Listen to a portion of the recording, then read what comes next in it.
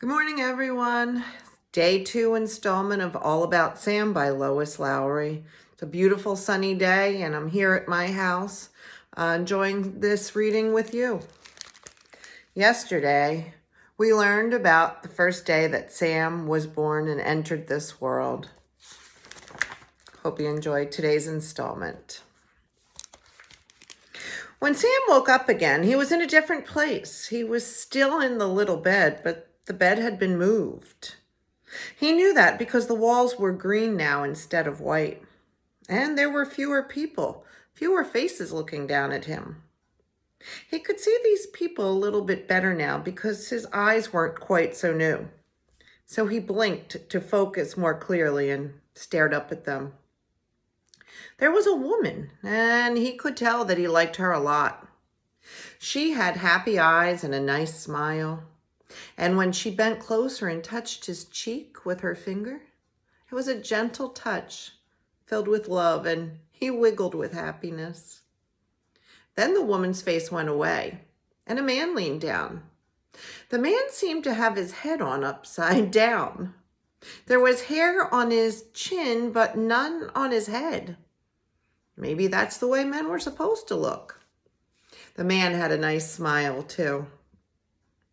Finally, a girl leaned over the bed.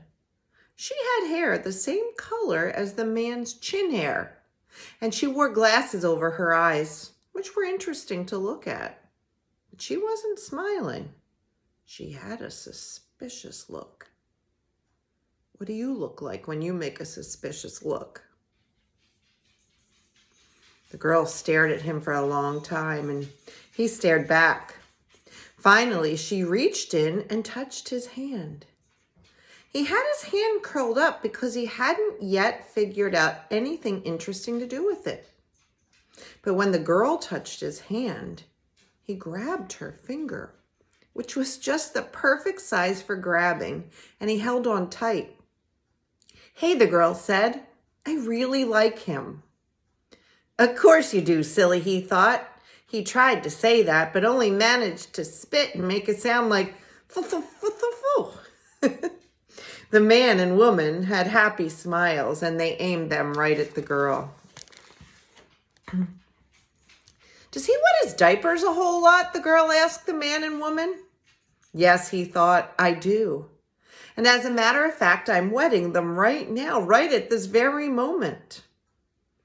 "He's only 5 hours old," the woman said, "so I haven't had time to conduct an exhaustive study. But in all honesty, Anastasia, I have to tell you, I think he will probably wet his diapers a whole lot." "You're right," he thought. "I plan to, because it feels good." He yawned. They were talking to each other, but he didn't understand what they were saying, and he was getting a little bored and sleepy, too. Then he heard the man say, "Have you picked out his name?" And he heard the girl say, "Of course I picked out his name."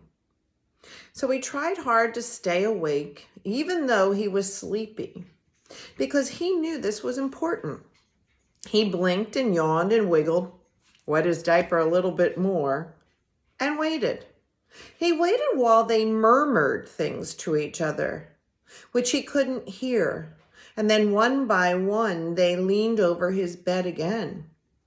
The girl with the pieces of glass over her eyes peered in at him. Now she was smiling. "Hi, Sam," she said. The woman with the gentle voice looked down and she said, "Hi, Sam." The man with his head on upside down leaned in, and in his deep, pleasant voice, he said, "Hi, Sam." "Oh," he thought happily. "Now I understand. This is my family, my sister, my mother, my father, and I am Sam." He thought, and he liked the sound of it. Sam, Sam, Sam. I hope you enjoyed day 2 of All About Sam. One of the words that really stood out to me was murmur. See if you can use the word murmur in any conversations today, or even try it today. What does it mean? Well, it means to kind of whisper in a low voice so that not everybody around you can hear. Try and use that word murmur today. Thank you and see you tomorrow.